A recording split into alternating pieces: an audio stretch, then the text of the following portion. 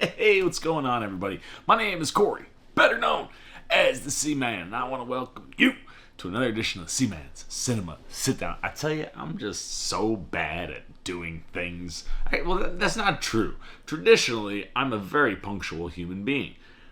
But when it comes to watching television, I just can't seem to get on time. I knew it was coming.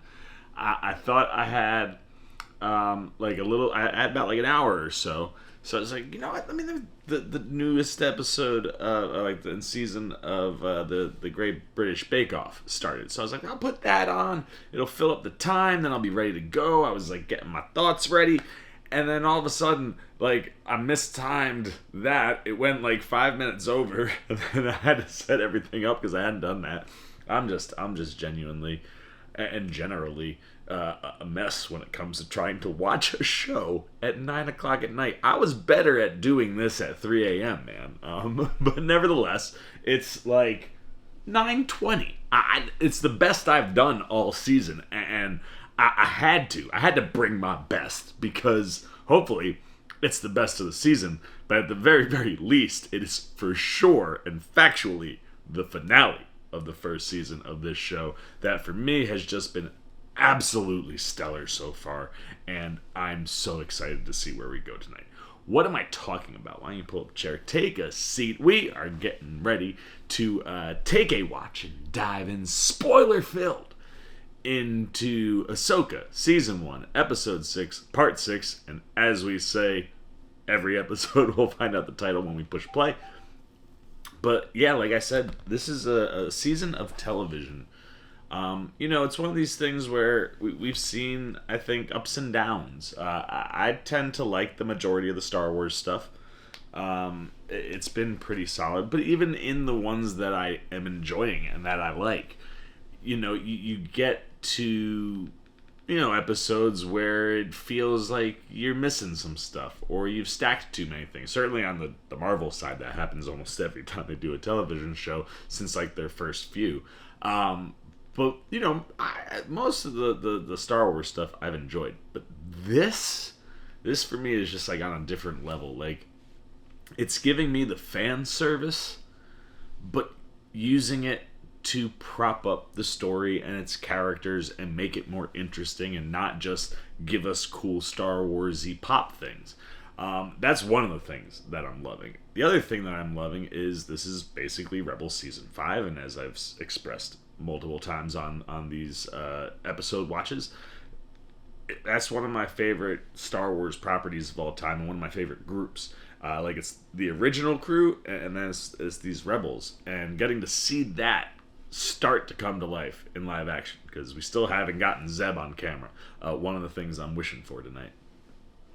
But it is one of those things, right, where it's we've pretty much gotten Rebels with some nice little flourishes here and there of different things, bringing in Jason Syndulla and things like that, getting to see C-3PO. So, there's, little Leia Organa drops here and there, things that tie back and feel very, very Rebels. But at the same time, while we're giving, certainly Sabine the biggest chunk of that Rebel story, and we just got Ezra back, but this is also really an Ahsoka show. And the Ahsoka things they've done this year, specifically with the usage of Anakin, both in the World Between Worlds, where, as we discussed, I think that is some legitimate form of Anakin Skywalker teaching Ahsoka her final lesson in a in-between place. And it was so cool to see that brought to life. And every time they bring Hayden back, it just warms my heart as a big Hayden fan. And it also gets me excited because then I know, as you guys know, my friend Britt, who's a massive Star Wars and an even bigger Hayden Christensen fan than myself, she gets super stoked around those things, and our conversations are always really, really, really solid. But getting to see, even when you're using the training tapes last week, so she could try to best Balin and still be struggling in that regard. And some of the videos I've watched, I think it has to do with style, and at least the second time around, what she's looking to do, right? I don't think she's actually looking to kill Balin there. She's trying to buy enough time to distract him and get what she's got so she can go get Ezra and hopefully get out of here before Thrawn's gone, because the Purrgil, it's one of those things where like Ahsoka is definitely aware the Purrgil are gone. And if they don't catch up with Thrawn and get on that ship in some way, they ain't going home. So, getting to see her, I think, learn from things that she did not so great against Balin, get better, but he still has the upper hand on her, which is something that I find fascinating. Like I said, it's something that some people have posited definitely have to do with different forms and the ways, while Ahsoka can be a complete baller in the dueling world, and when you're in some kind of a lightsaber fight. But different styles sometimes can create advantages depending on your terrain and places that you are. And Balin ain't no punk, you know what I mean? So it's one of these where it's like this conundrum. Gonna lose Ray Stevenson after this season because we lost him in real life. It feels like there's so many things I need to know about Balin. And I really do hope that they set the character up for more to come later on, even if they, if you go the recast route. Nevertheless, though, now I'm starting to get into the things that I want to see this episode. And that's the thing that I'm really digging is Filoni has given us, like I said, a really good Ahsoka story, a really good Rebels story, and he's provided us with some really, really good antagonists. I don't even want to say villains, because whatever Balin's got going on, some of it with Shin is learned as, his apprentice. But also, like he says, she has ambitions to be part of the Empire. So, I think right now she's misunderstood. She could be a really badass villain down the road. But those two characters are kind of in this in-between place for me, and Balin in particular. And then you got Thrawn, and the debut of Thrawn, the usage of Lars Mikkelsen has been really, really great. And having the Night Sisters, you got these Dark Troopers, or Night Troopers, Dark Troopers, yeah, Night Troopers, the Night Troopers, yeah, that's what Night Sisters, Night Troopers. That's why we all think they're corpses, but maybe they're not. Who knows? We'll find out. But all of that stuff is really intriguing and interesting, and it's being utilized really well. And that's one of those things that Filoni does really well, is that he knows how to utilize this material, man. He knows it probably better than anyone besides George Lucas and occasionally Sam Witwer. If you know, you know. But going into this finale, it's one of these where it certainly seems like it's going to tee up more story, right? It's not one of these scenarios where I feel like we've stacked a bunch of things up that we've got to somehow compress and jam into 40 minutes to finish this story. I very much think this is just going to open the door to the next part of this story. So things that I want to see coming out of this episode. Certainly, I want to see Thrawn be set up to be the next Vader, Emperor, leader of the Empire, the big threat in the galaxy. That is where I ultimately want to see that go. That character is so freaking badass. I've mentioned that I've been listening to the audibles of the Thrawn, the first Thrawn trilogy, about 15 chapters into the first book. Absolutely loving it, and the stuff that you're getting with Thrawn in there is so good. Makes me excited to keep going there. But then obviously what we've got with him in Rebels makes him a character and a villain. You know me, I'm kind of a villain sympathist. I like villains because they're interesting and sometimes misunderstood. And I think with Thrawn, there's certainly a level of that, right? I think he just sees the world differently. He doesn't believe what he's doing is bad. And he's extremely good at what he does, which makes him really bad for our protagonist. So I certainly want to see him get set up that way. And Dave Filoni's not going to do this, but if Thrawn is being used as a throwaway villain for one season of television, people are going to lose their minds and revolt. So I feel very confident that we're going to see a good setup for whatever is next for Thrawn as he starts to ascend to power, amongst Imperials scattered across the Outer Rim, a place that he's very familiar with. Another thing, obviously, that I want to see is Ahsoka's show. So I want to see this tee up what's next for her.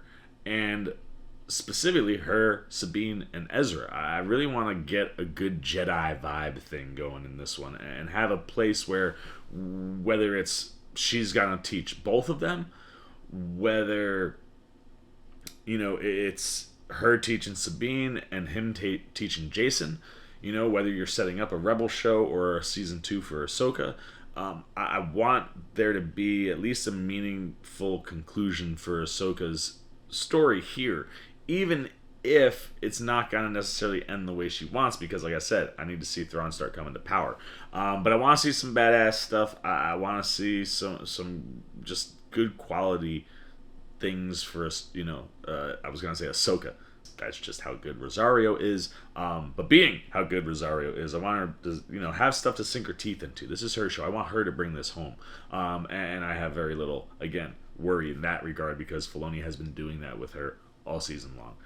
As I said, I do want to see some setup stuff for the Rebels. I want to know what's next for Sabine. I would love to see her get a little bit of Force action in there, so taking that next step as a Jedi can start to be what happens there. And certainly, I just want to understand why Ezra doesn't need a lightsaber. I've watched some videos this week, and I'm with people in the sense that, like, lightsabers have a connection to their owners, and you know, he hasn't had his lightsaber. His lightsaber got destroyed in season 2, I think, of Rebels, and then he gave this one to Sabine, and she made upgrades and changes to it, so it is hers, and he doesn't need it. He's been surviving on this planet for almost 10 years with just the Force.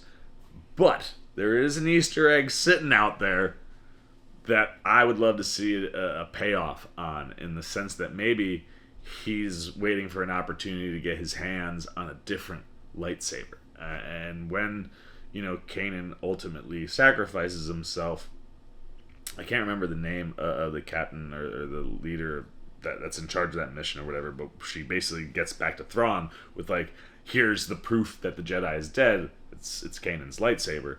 And while Thrawn isn't physically there in that moment, being the collector and connoisseur of, you know, just different types of cultures and people, I would have to imagine that he would kill to have a Jedi lightsaber in his stash. And if he has it, it means Kanan's lightsaber is there. We see Ezra get Kanan's lightsaber in this episode. I am gonna geek out. Additionally to that, if we get Freddie Prinze Jr. in any kind of Force Ghost or flashback scenario, I'm gonna hit pause. I'm gonna run a lap through the ring apartment, and I'm gonna come back. I will lose my mind if Freddie Prinze actually shows up. It's one of the things that I think is moderately possible. I don't necessarily think it would happen. I don't think the story at this point would call for it. But if it happened, whether it's Jason or Ezra or both. Also, last week I said Paladin. I meant Pauldron, the little shoulder pad things, which Jason has a green one, and it would appear that Ezra does as well. So there's enough ties to Kanan, and we haven't, you know, not necessarily had direct references to him. Maybe one when when some maybe made a comment about Jason's dad, but either way, I can understand why it wouldn't happen. But if it does, in any regard, I'm gonna just freak out. Then I want to know more about the Night Troopers. I want to see what could potentially be up the sleeve for the Night Sisters. What's in those coffins? There's a lot of weird things going on in that regard, and I want to know why and what the deal is between Thrawn and the Night Sisters. This is a big wish list, folks. We're not going to get all these things, but these are things I would like to see pop up throughout the episode. And I think the last one, and the one that's probably the most likely, I want to see a little classic Rebels action. I want to see snagging some Night Troopers, throwing some gear on, sneaking on to the Chimera, getting to wherever they gotta get in order to jump back to their galaxy. Like we said, the Purgle are gone. The only way they're getting home is either, I can't remember what the name of the sphere, the circular ship that got our main group of villains here in the first place. But whether they're on that or if they're on the actual Chimera itself, which would be more likely, I want to see that happen, because that would just be so classic Rebels. I mean, Sabine collects, has her own helmets Ezra collected helmets. All sorts of things that I would love to see them throw on some Night Trooper gear.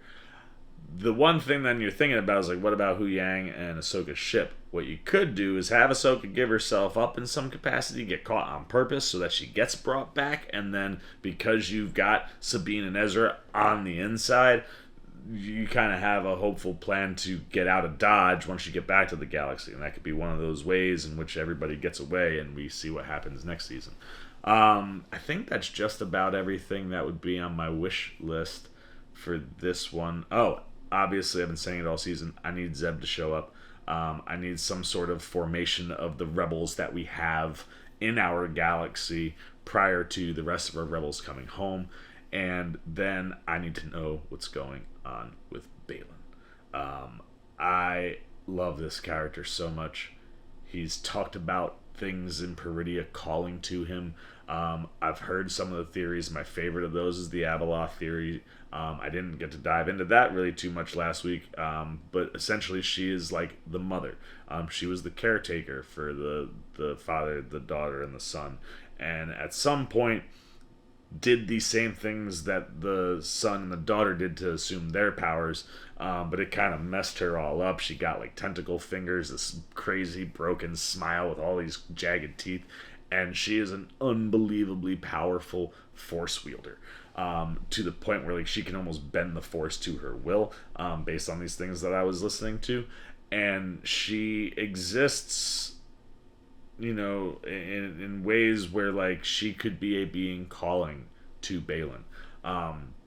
The other thing that I've seen a bunch of too that would be cool is in some way tying in Bendu, whether it's Baylan trying to ascend to something like Bendu, or if Bendu himself actually showed up in any capacity.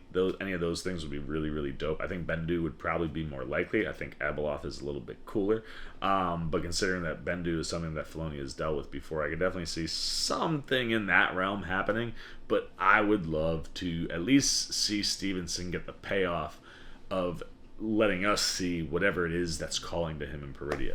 That seems like a lot of stuff to address, but as I said, I think the way that Filoni has set this season up and done things, I don't think that you're necessarily in a scenario where you have to address all of those things in this episode.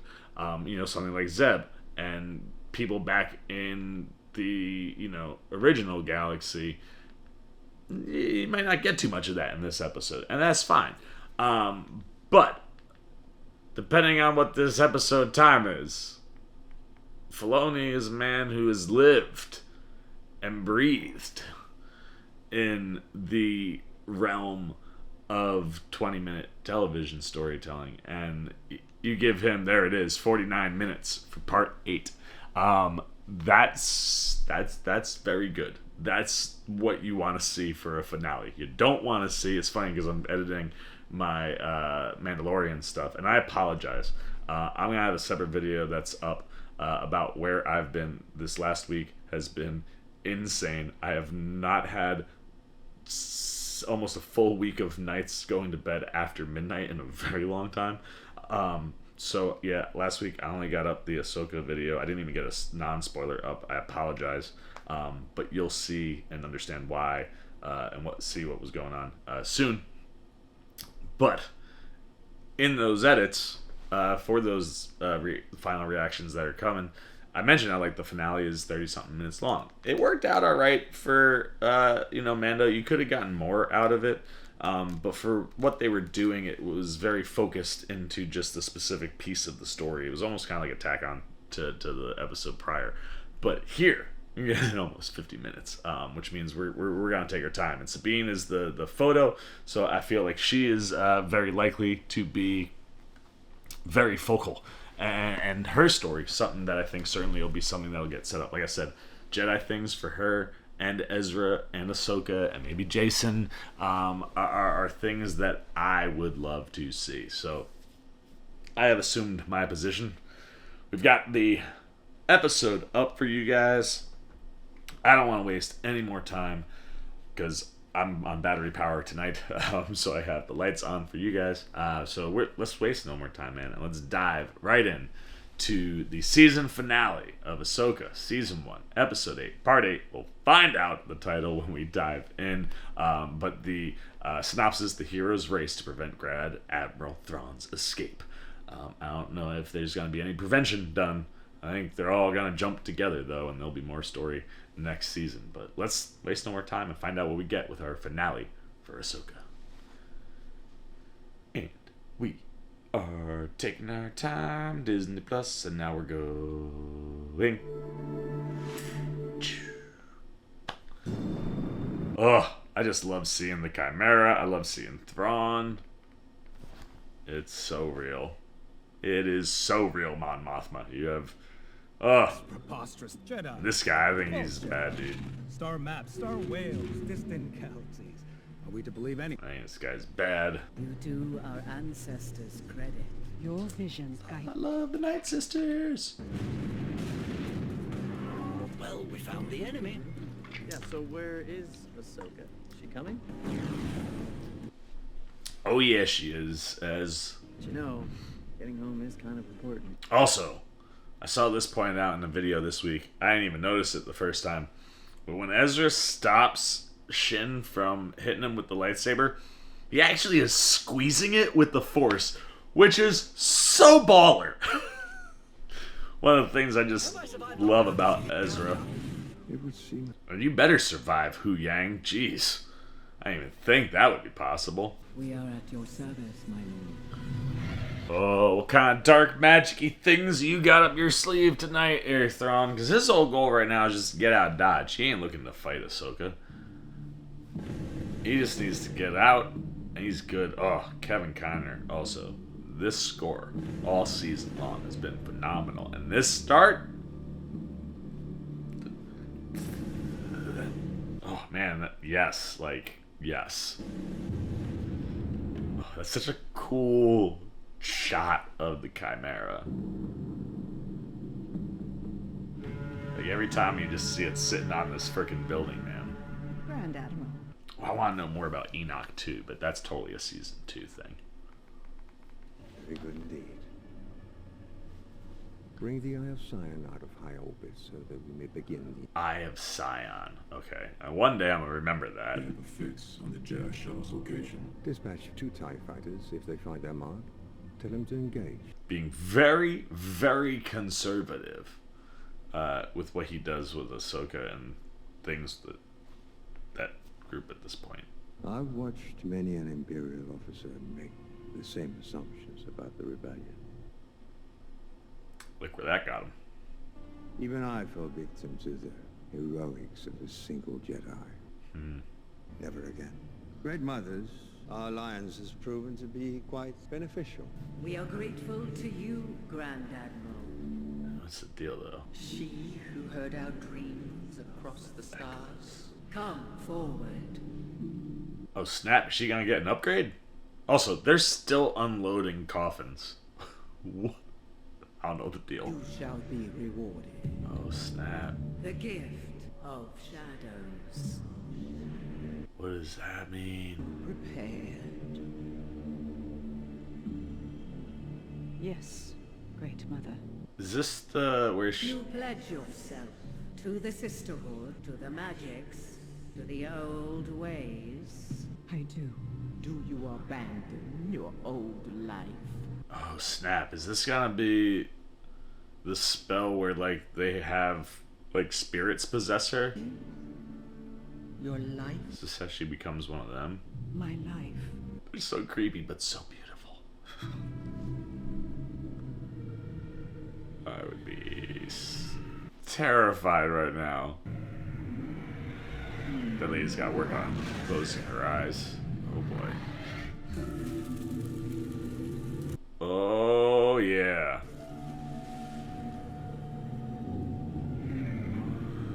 Even Thrawn's like, what you got happening here? Yeah, that feels like a possession adjacent thing, if not. And that's what happened when Sabine got possessed. Did they all get possessed that episode?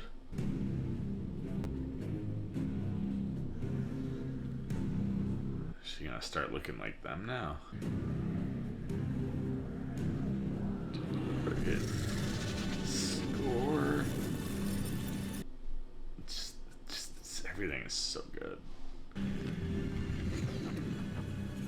Yeah, see, she's alright, so she's becoming one of them. That's cool.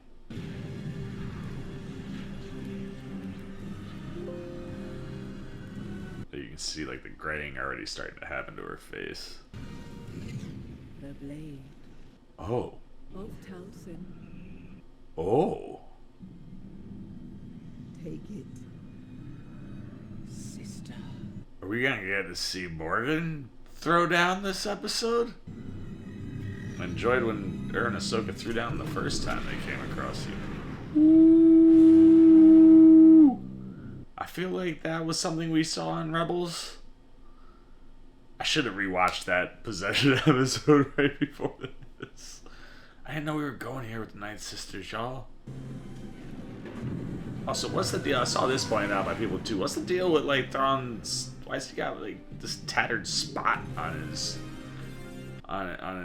suit? Like I said, that's another thing I would love to see. We definitely won't get it, but like I want to see what happened when Ezra and Thrawn made the jump all the way back. Part 8, the Jedi, the Witch, and the Warlord. Dave Filoni, I love you so much.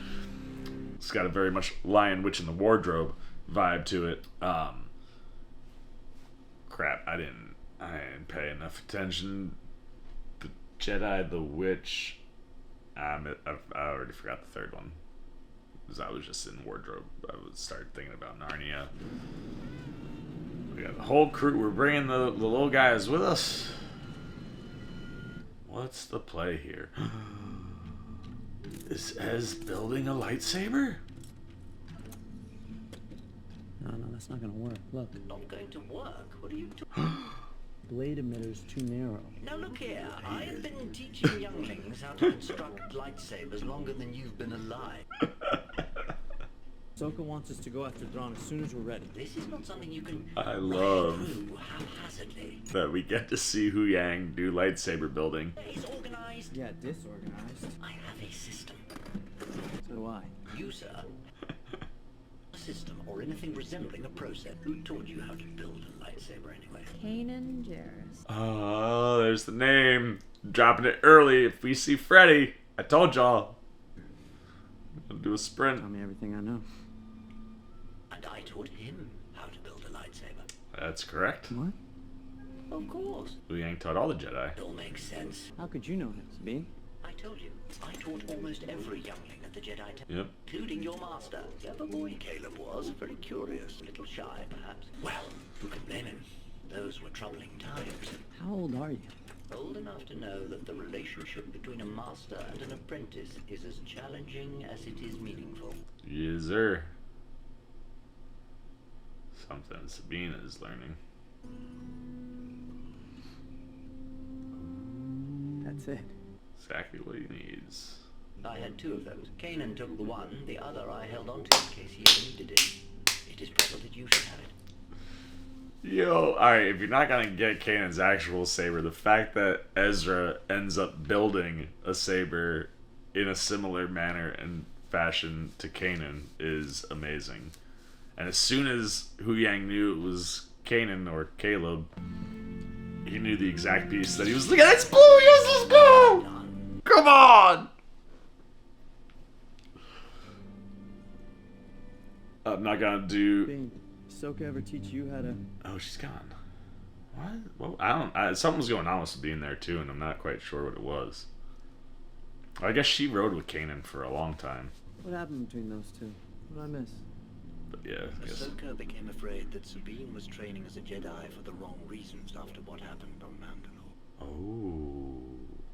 At the end of the war, the Empire purged the entire surface of the planet. At the time, Ahsoka felt that if Sabine unlocked her potential, she would become dangerous. Alright, so Sabine was the one we were worried about going dark. I could see that. Ahsoka the White, chilling. Your gamble paid off. So you know. I do. What does she know? Do I know?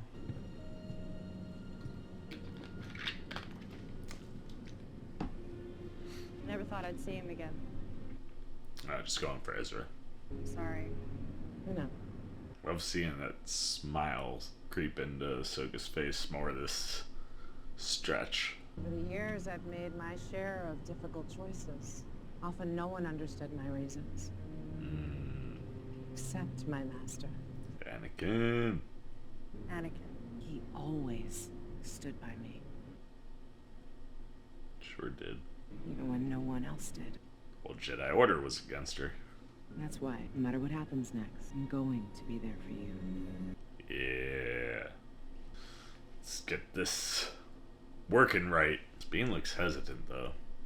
I have gained better control over my lightsaber. Huh. I'll tell you a secret. I thought she was gonna challenge her. Being a Jedi isn't about wielding a lightsaber. It helps, especially in our situation. Train your mind, train your body, trust in the Force. Yeah. Hey, let's go. Just finished. Uh-oh. Here come the TIE fighters. Oh, dude, he even got the gold and, like, the TIE fighter helmets. Such a dope look. Oh. I might answer what's gonna happen to Ahsoka's ship. It might be dead in the water.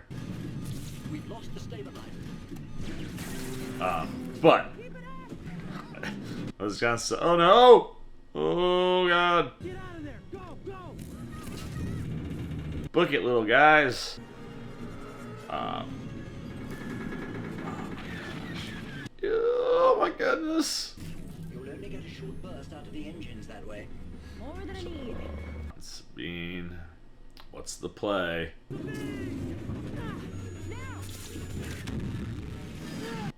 Is she gonna try to hit him? Oh yes, exactly what she was doing. Well done.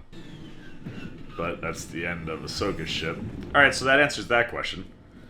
Now it's, if Ahsoka's ship is off the board or table, how do we save Hu Yang and get him onto the ship? And by ship I mean the Chimera.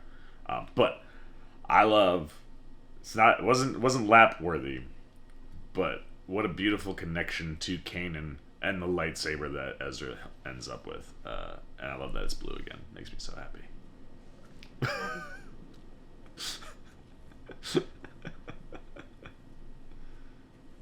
Oh man. So guys are in trouble now. This is gonna slow us down a bit. Only if we let it. What does that mean? That inquisitive look on both their faces like, what did we miss? The fighters made contact with the enemy and engaged. Result? A successful strike on the Jedi shuttle was reported before we lost contact with the flight group.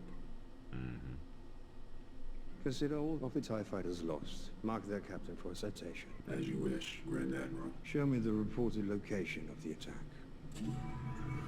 I love this freaking map. Assuming the Jedi ship is downed, their options to prevent our departure are now severely limited, if not impossible. Which is why we should prepare for a ground assault. Interesting. Immediately. First time you're I really feel like you see him going on the offensive there. I thought that this might be what Ahsoka was referencing. I didn't realize that they had two of them. We're gonna leave Hu Yang with the ship and those guys? The Force be with you. Oh man. David Tennant. Absolutely phenomenal all season. Blessing of the Great Mothers shall protect you in battle against the Jedi. Go now. No echoes to her voice though. Those are the volunteers. Yes, Grand Admiral. They were made aware. They were. All were honored to make the sacrifice. For you. It is for the the security of our galaxy. So, man, the security of our galaxy. Just looking to save the galaxy based on, oh yeah. Looks like we're just in time. Got there pretty quick. Star Destroyer with him. Yang, how's it going? But with no ship ground. Makes sense. We're gonna get some badass action, I think. However, I cannot promise anything. You've kept her in the sky longer than I've been alive.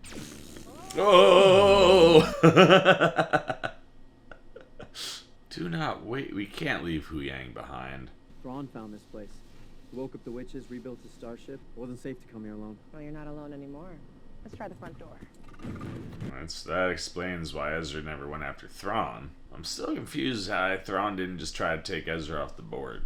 Scan is tracking 2 targets incoming from the north. Rain hellfire upon them. You're now negotiating with the apprentice of Anakin Skywalker. Yeah, it's a smart way to think. Oof, book it. Oh, that's what he meant.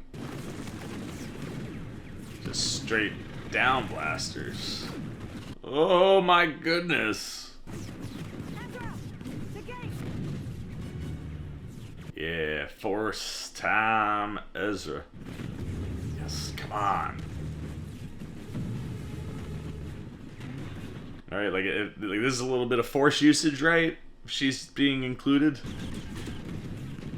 Dude, this is insane. And I think visually looks very good right now. Even when you can tell they like the CGI versions of the characters moving around. Woo! Woo! Woo! Woo! Oh man. That was an Indiana Jones close call. I shall inform the Great Mothers that it's time. That it's time for what? I am so excited to find out what this is gonna be. Oh, let's go. Yes! Oh, it looks so good to see all 3 of them with sabers next to each other. Draw them out. There we go. Oh, Sabine, come on. Blasters. Yeah, smart. Nope. Know your strengths. Woo! Ez.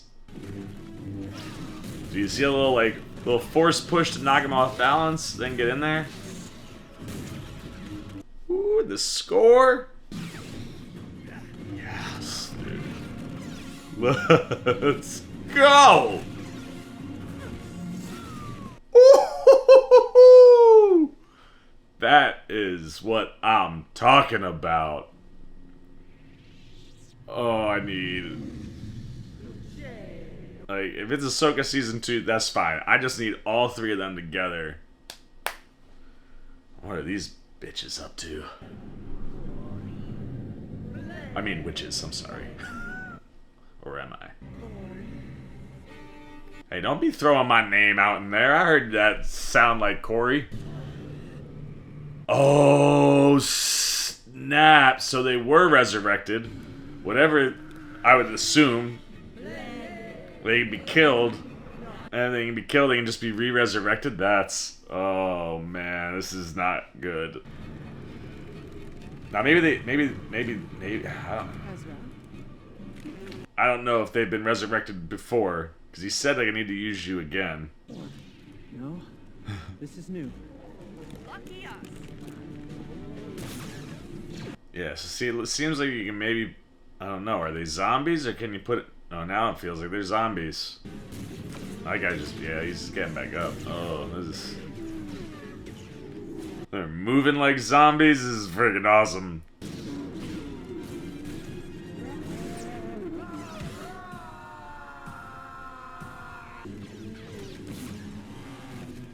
I love the friggin' like noises they're making are freaking me out.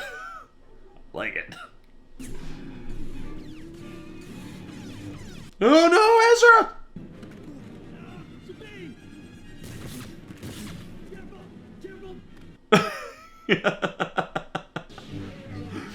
Whoa!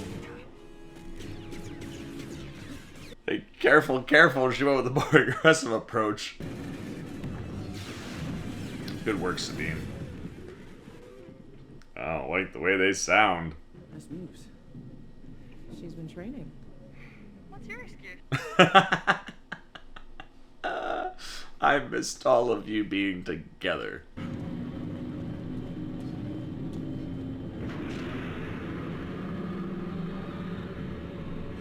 Oh, there it is. The connection we've been waiting for. As soon as you saw that thing built, you knew the Chimera was gonna end up sitting in the middle of that at some point. Oh, Enoch being secretive. The Jedi are advancing swiftly. At this rate, they may get on board the ship, which will be problematic. Bad. We require a little more time. Well, I guess Morgan's gonna go use that blade. I understand. Was there like a hint of a whisper there? For the Empire. Basically telling her to sacrifice herself. Just got upgraded. Walking in to be taken off the board right out the bat gate. Off the bat, out the gate. She doesn't look the most happy about that decision. Definitely. She's making it personal though. This should be fun.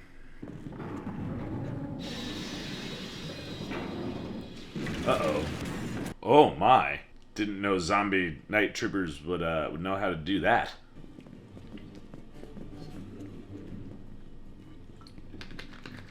Here we go. This is gonna be badass. Where's Balin? BTW. We stay together, remember? Mm-hmm. You must stop Thrawn. Now go. Well, we could get into one of them classic like Ezra and Sabine throwing on costumes and sneaking aboard things. I think that's still in play right now. Although everything about this scenario is just eerie.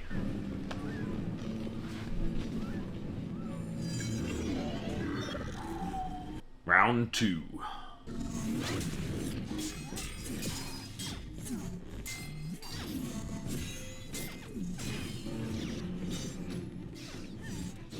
That's the choreography of all of the fight sequences has been so good.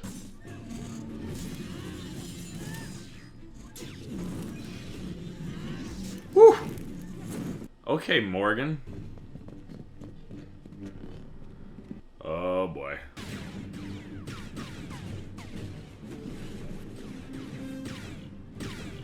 What's these guys' deal? This got like crazier. Oh yeah.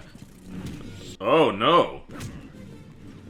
Are these guys also undead in some way? Oh! Not good.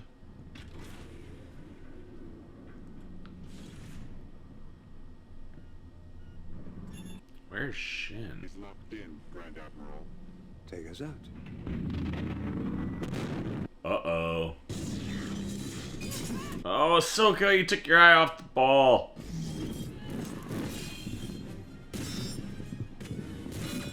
Oh, what's the... Oh, they are like zombies.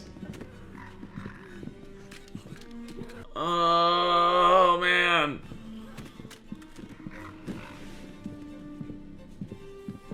Terrifying. Oh, Ez. Come on, man. Use the Force. What, Ezra, what are you doing? Oh, come on. Yes, yes, yes. Come on. Come on, let this be Sabine's moment. Yes. Yes. Come on. Yeah. Hell yeah. Let's go. There it was, baby. I just needed that hint. Yes. Enough of distraction. Off with this head. Decapitation, usually a good route. No time, I guess, to put on costumes. This guy can get on there. Oh man, they're not on there. What do we do? Can't be too late. Oh shit.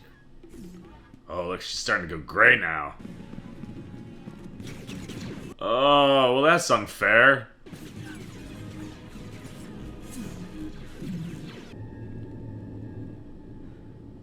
This is not good. Yes, you can. I appreciate the No, compliment. I push you first and you pull me across. Sabine. Ezra. Oh my gosh. Yo. I think he did this with Kanan, right? Okay. I throw you first. Oh man. Oh man. Go. So much for just a hint of the Force uses for Sabine.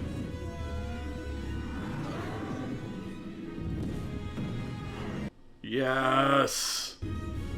Ah! Nice. Well done, Sabine. Oh, there's Ahsoka.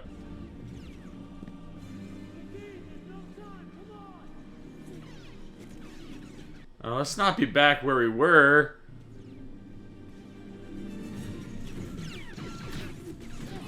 Ahsoka can make that jump, though. This is not good. That's way worse.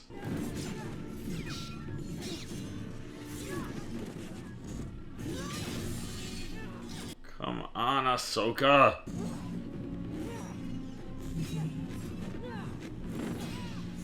Damn, dude, she's down to one blade again.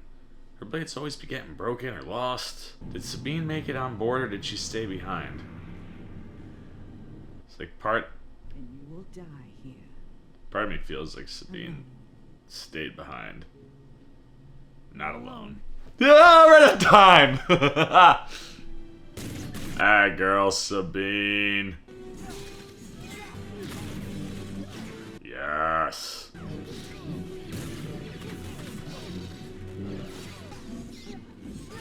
Come on, Ahsoka. Ooh.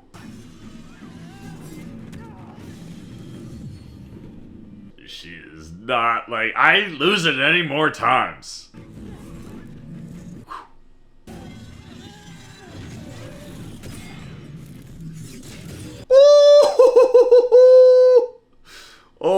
Oh, me liking the idea of Ahsoka having that as her second blade.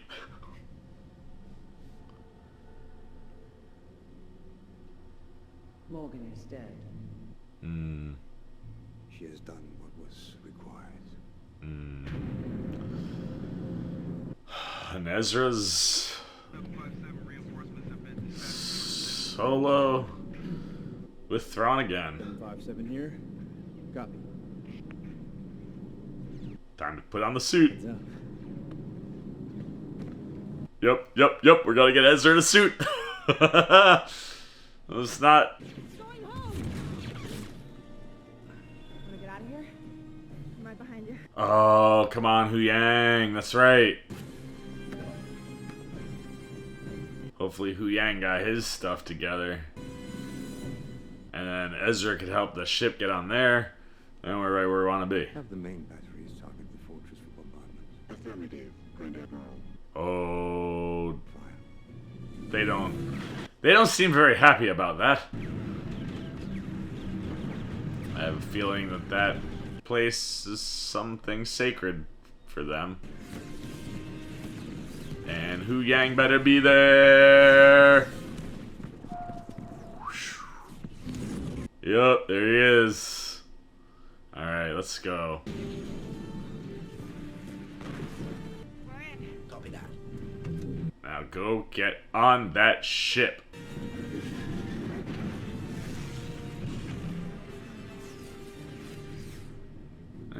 Everything's right where it should be. Only thing I was off on, I thought Sabine would be on that ship with Ezra, but I like very much that she went back for Ahsoka.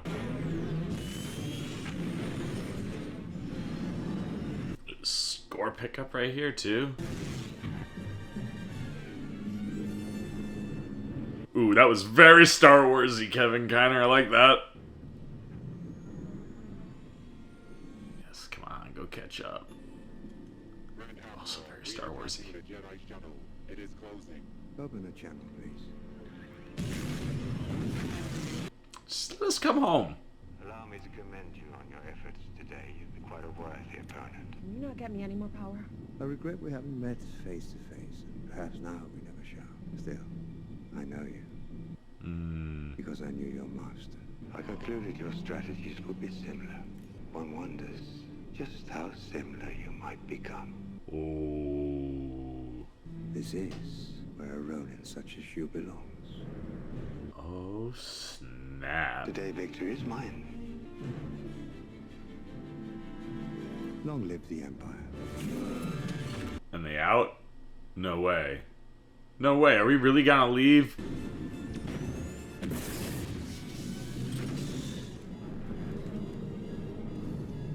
Oh no. So what are we, stacking season 2 to be season 1? Only Ezra's gotta go figure out a way to save him? Well, it was increasingly starting to feel like they might get stuck, but I didn't think it would actually happen.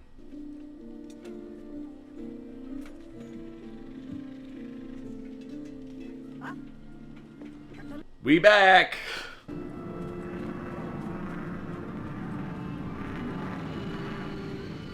Damn, dude. That puts them, but that'll keep them on planet with Balin and Shin, who I don't know where the hell Shin is. But now you could explore that Balin story more, and you could involve Ahsoka and Sabine.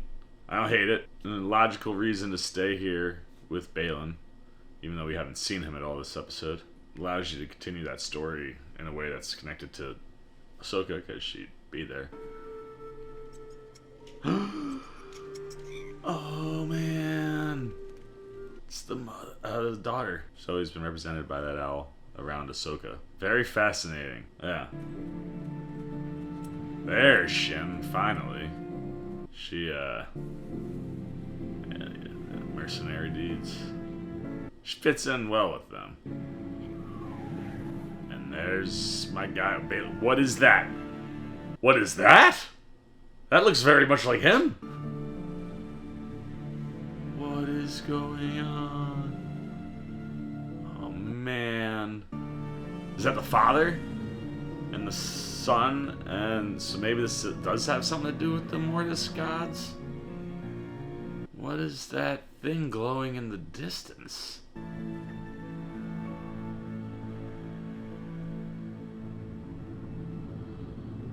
Oh man, this is feeling like classic TV where there's like all this cool stuff I want to dive into. You're gonna make me wait for season 2 on.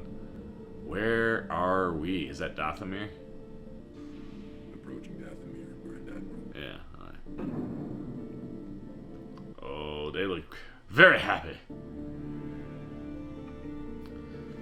Oh man. Oh man, that's so many coffins.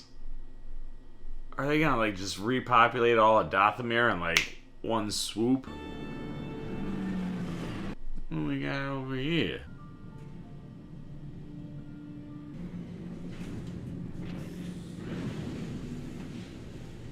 Who is this? What is about to walk off of that ramp? Is that Ezra? It's Ezra. Wish I could understand you right now, Chopper. But my gut tells me that he knows it's Ezra.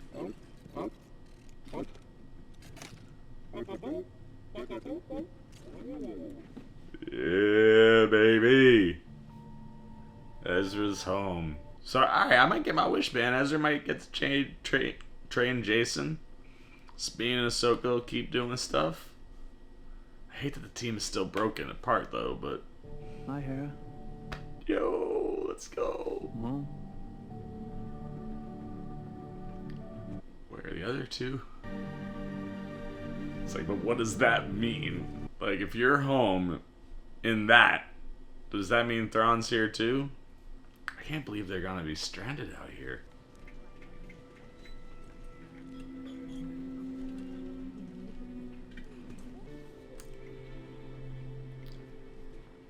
We're learning to be had in Peridia for Ahsoka and Sabine, I think. We're almost packed. Did well. Did I? Thrawn got away. And thanks to you. Ezra's there.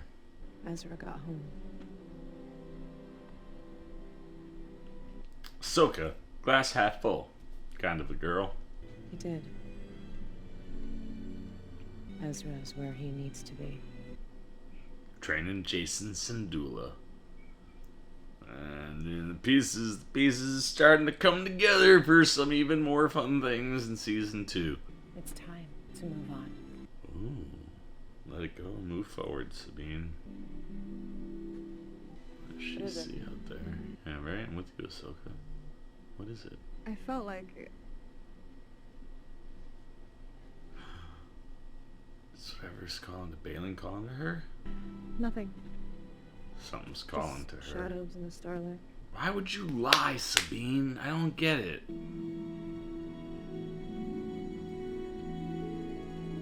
Why can't Ahsoka feel it?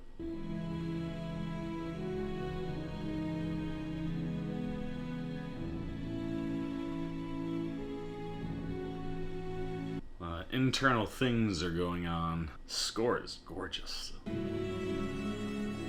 I keep bringing it up, but like every time I notice a change in what Kiner's doing, it's just... I love it so much.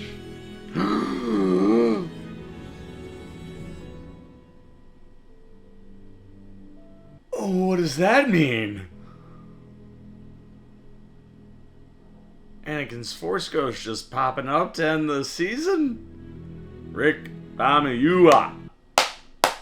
Crushing. I like that he's becoming like the go-to guy for these finales and like bigger like episodes, because he's got a really, really wonderful cinematic eye. The lightsaber action sequence was fantastic. I am in love with this score right now. I'm sorry. I'm just like geeking out over here. Kevin Kiner all season long just did absolutely tremendous things. That was excellent. And like I said it like in the episode, but like that was classic TV, man, where like since streaming's come around, I mean Stranger Things kind of get you there, but a lot of the Disney Plus series, even Mando in the course of the individual seasons, felt like they were wrapped into like the end of like a story.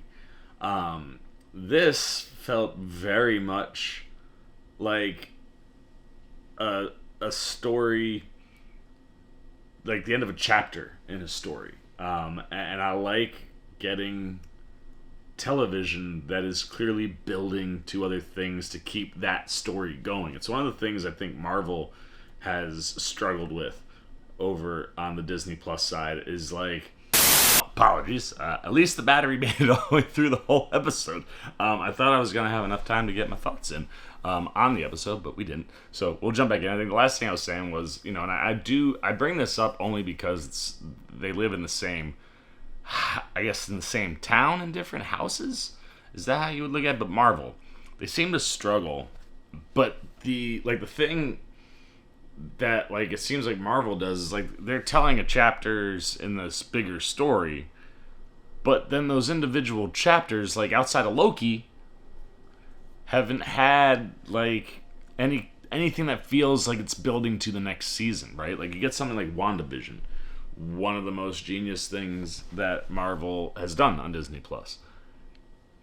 And you teed up a sequel that was supposed to, you know, get us more into what's going on with Vision, and now I saw rumors today that like that might be in jeopardy, which would stink because Vision Quest, I wanted to keep seeing that story move forward, and while the Wanda story moved into that Doctor Strange story, people who did Doctor Strange didn't even watch WandaVision, so that disconnect was there, right? But like you get these like one-off seasons, and even if you come back for a season 2, like outside of Loki, I don't even feel like you're getting that traditional TV payoff. Like Loki is the only show that did that, where it was like it ended in a way where you're like, oh my god, I need season 2 right now.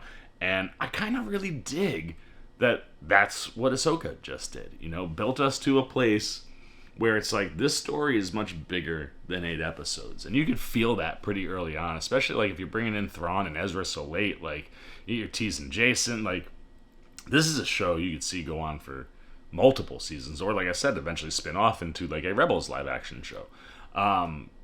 So I love that it built to a natural conclusion to the story that Dave Filoni was telling, right? And the story that Dave Filoni was telling was ultimately the story of Ezra making his way home and Sabine and Ahsoka getting back on track and you know, rekindling what made them such a great duo. And I love that by the time you get to the end of the season, that is what has happened. You know, Ezra has made it home. Ahsoka and Sabine are in a better place, and now they're going to continue their training. Although there's something going on with Sabine, man. I don't know why she wouldn't tell Ahsoka, like, you don't hear that calling right? Like, I wonder if she's already making a tie to the fact that, like, Balin had said something that called to him, but I don't think he said that when she was around. Maybe? I don't know. But interesting that would be there, and clearly kind of tee up the, if somebody's gonna go bad, it could be Sabine. But I like that ultimately you get those two back together, where that bond is very strong right now. Like, Sabine making the choice to stay and, like, you know, in unison with me, like, you're not alone, or just not alone, right? Because she was talking to Morgan, but it's one of those, like, I'm glad that that's where the story ultimately gets, and that you know, the story for her and Anakin has a wonderful conclusion, but that tease of Anakin at the end makes me feel like that story between the two of them isn't done, right? Like, you very well could see Ahsoka interact with Anakin's Force Ghost next season. I don't know how galaxy jumping works with the Force. Obviously, you can still do Force things. So I don't know how, like, is it possible for a Force Ghost to show up in a different galaxy? I have no idea. But, like, the idea of Peridia having something calling to Balin, could there be something there that Anakin's Force Ghost's presence is important, right? Like, we saw what appeared to be massive statues of the father, son, and daughter. Ahsoka saw the daughter's physical manifestation and the owl that always is around her, specifically in the World Between Worlds. So that, like, there's something going on with the gods of Mortis in Peridia. And, like, some of the theories that I've seen online around Anakin talk about him possibly kind of stepping into that place and becoming the balance, you know, and the true balance of everything as one being. Could that be what we're going to go play with next season? Like, one, if that's the case, or two, you're just playing with the Mortis gods in some way to whatever is calling to Balin, which maybe could be Abeloth. It makes the passing of Ray Stevenson that much more tragic, because it feels like we are teeing Balin's character up for really big things next season, which is exciting because I am totally enamored by this character. It's just Dave Filoni's got a tough job in front of him, man, to fill Ray Stevenson's shoes, because he turned in, like, top-end career work in this one, man. I mean, just the way his stoic nature and how every line, every move, everything he did, you're always like, what's your ulterior motive? There's something else going on here, and I love that about him. I also really dig that Shin gets left behind too, and she's kind of joined up with these mercenary samurai dudes. That feels like a natural fit for her, and could be something else that's very interesting or fun to play with for however long Ahsoka and Sabine are here. My assumption would be that Filoni is not going to make season 2 about Ezra trying to get back to get those two. I think whatever the storyline is with Peridia and Balin will probably lead to some possible way where they could jump without having to have somebody come back for them. At least that's what my gut says right now. So I think that naturally is going to leave Ezra training Jason and working with Hera. I would assume Zeb will come back, and Ezra, and like to like that you're that's gonna be all of your chess maneuvering with Thrawn, right? You're gonna tee up Thrawn and Ezra, Ahsoka, Sabine, Balin, Shin. I think they'll be separate storylines, but, like, you know, you're gonna tee up those things. Those are gonna be the natural places that you play, and then it's what are we building to? What are we getting to? But I love that finale was completely satisfying in the story that Filoni has told over these 8 episodes, and just tease up a wealth of things for us to dive into in next season. I suppose you could have maybe a season of television that can connect to this, that isn't, like, directly linked. Like, you could see ways where you could build out the Thrawn and, you know, the New Republic storyline without having to dive all the way into Ahsoka. So by the time you get to Ahsoka season 2, you're kind of set up and ready to run there. But any way that Filoni wants to play with it, you've got really interesting storylines teed up for season 2. And like I said, you at least closed the loops on the stories that you needed to. And it felt like a natural finale. And it gave us spectacle. Like I said, the choreography around the lightsaber fights was just great. Kevin Kiner, all season long, was stellar, but like really gave you some, like all episode long. I just, every time it switched to something different, I'm like, God, I love you, Kevin Kiner, man. You're so good. The performances, I've said it all season. Like, every character that is on this show feels like the characters that I know. That's really cool. You know, you can say what you want as far as, like, the Hera look. I haven't really been in love with the way that Mary Elizabeth Winstead looks, because she just kind of looks like a woman painted in green. Just, like, it almost has, like, a cosplay vibe to it. But her performance could not be more Hera, to the point or the way of, like, the look melted away really quick for me. Like, I see her come on screen and I'm just like, that's Hera. The same way I felt about Rosario when she got cast, and then when we saw her and she stepped on screen, you're like, yeah, she's Ahsoka. Obviously Lars was Grand Admiral Thrawn, but really captured him, I thought, quite well, outside of, like, the physique issues. I thought he represented Thrawn perfectly, as you would expect. Amon Esfandi, like, dude, the minute he just appeared, his body language, his voice, you were just like, yeah, this is a grown-up Ezra. And everything that he was doing, and just, like, he's so, with the blue eyes, like, so striking on screen as Ezra. And I look forward to, like, the fact that he's back, that we're going to get to dive into story with him for a whole season, wherever he pops up next, right? And the idea of him being home, finding out that, like, Hera had, you know, Kanan's kid, like, I can't wait to see that reveal. Like, to see Ezra find that out, and then find out that he's Force sensitive, and start to train him, like, that's going to be a lot of fun to explore and play with. You know, we didn't get a lot for Hera and Chopper, but it, like I said, it feels like it's building to, like, a live action Rebel show, and I think if you get there, you're gonna have lots to do for Hera, and I think Mary Elizabeth Winstead captures it perfectly. Oh man, I can't ever remember her first name, but Bordizzo absolutely could not have been more Sabine. Like, again, same thing. The minute she stepped on screen, the minute words came out of her mouth, you were just like, this is the character I know and love. And seeing all of those characters represented so perfectly and then played with in ways that, like, it feels like Star Wars. And I don't know if I have felt Star Wars as strongly post-Lucas than anywhere other than the animated series that Dave Filoni was involved with. So to see an animated show come to life in that regard is amazing, and just shows you that what they built in the animated world was built to be on the smaller screen, but in live action, and eventually on the big screen. I mean, you see all those characters on the big screen. But yeah, I mean, they did cool things.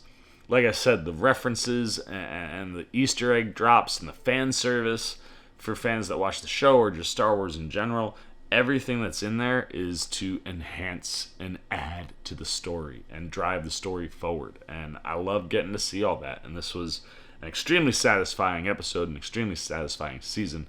We should probably give both a score. I've said, I think, just about everything I could say about the season. Like I said, we didn't really get too much Balin or Shin, but I think what's teed up there for both of them is stuff that's going to be interesting for those characters. I love, like, the most complete, obviously feels like the Ahsoka and Sabine storyline that you got right away, and the fact that the main objective was always to, well, I guess it was to stop Thrawn, but for Sabine was to get Ezra home at some point, and he does get home. And seeing the is it Gray Sisters or Great Sisters? I haven't had the captions on, and I can't ever tell what they're on saying, but like, or the Great Mothers.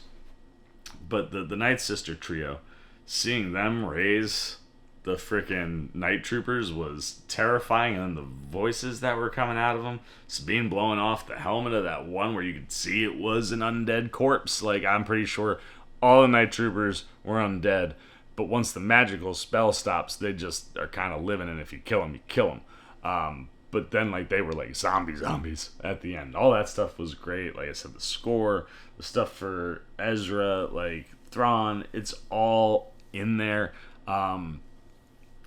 Like I said, I could have used a little bit more for Balin and Shin, specifically knowing that, like, we don't get Ray Stevenson back. But that's really the only spot for me where this episode was lacking. I thought it kind of did everything else it needed to.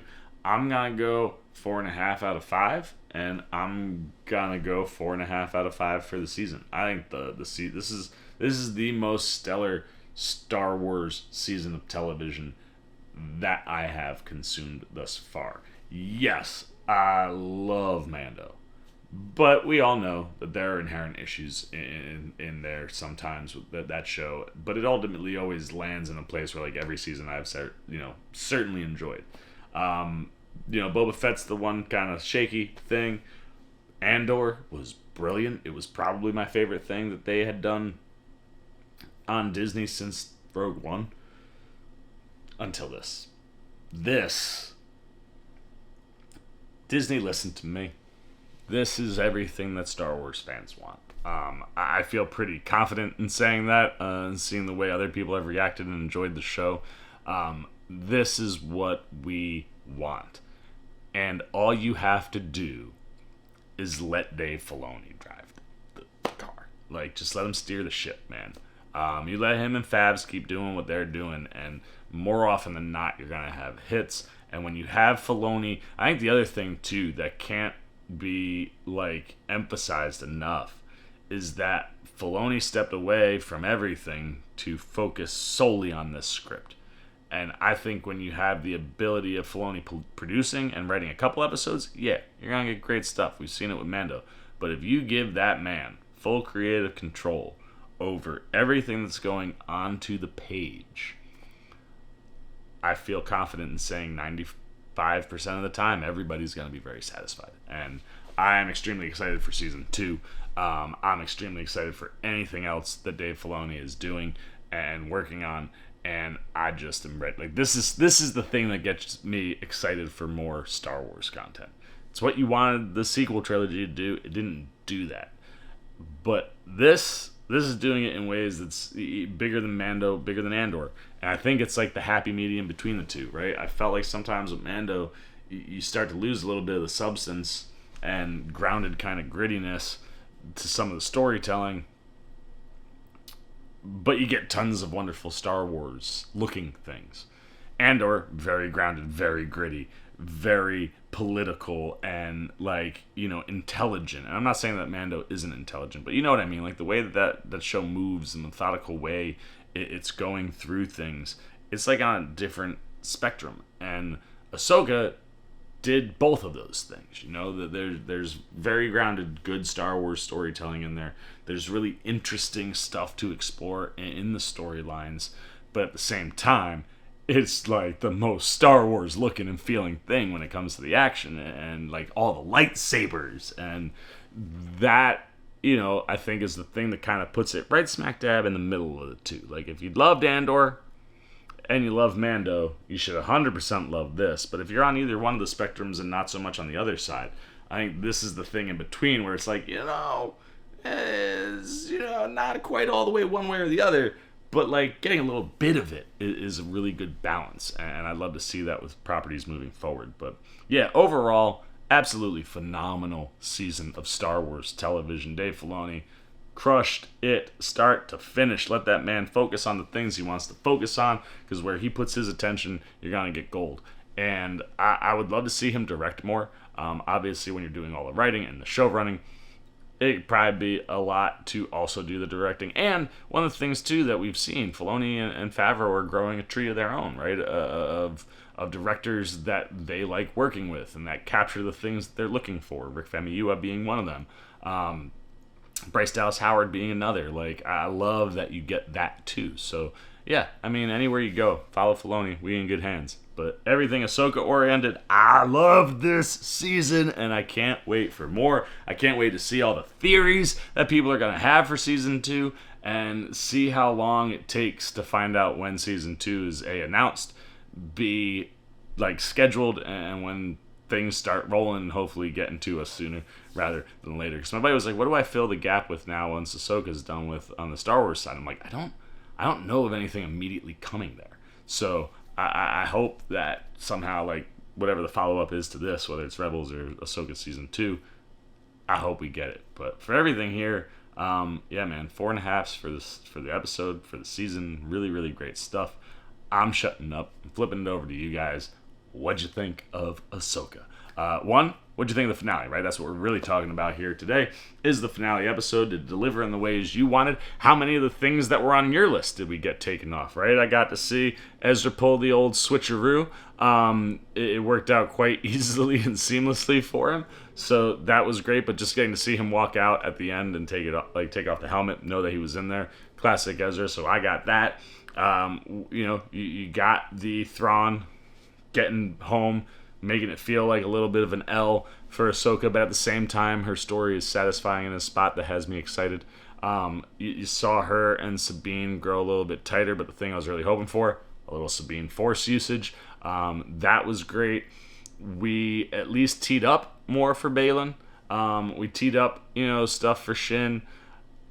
They did some things we didn't see coming. So where did you land on the things you were hoping for this episode? What things in the episode specifically worked for you? What did you think of the action, the score, the acting, the story? Anything that you guys have really good, bad, indifferent, and your theories too. Put them all down below in the comments section. Look forward to talking to you down there. As always, if you enjoyed this video, please give me a thumbs up. And if you're new, you want to come hang out with the C-Man anytime we're talking movies, TV, trailer, reactions, you want to be here to see where we go next with Star Wars. You want to be here for some Loki coverage. That drops on Thursday. I'm going to try to keep up with that, as well as finish up some Mando stuff. We got One Piece going on. Got some movie reviews. I've been at New York Film Festival screenings this week. All sorts of things are going on. If you want to be here for those things, you want to see the coverage, you want to show a little love and support to the old C-Man, well, hey, come join C-Maniac Nation. It's where all those things happen. And super easy for you. All you gotta do, jump over there, hit that subscribe button, hit that little bell if you want those alerts. And until next time, thank you all so much for riding with me during this Ahsoka journey. It's been a lot of fun. I look forward to season 2. I look forward to talking to you guys soon. And until then, for the C-Man Cinema Sit Down, I've been the C-Man. I'm signing off. Peace! Oh, you guys are still here. You snuck up on me. You must be looking for more of this guy. Well, I got 2 video options for you, man. Right up here and right over here. And if you want all those C-Man goodies, well, hey, come join the squad right on over there, and I'll catch you on the next one.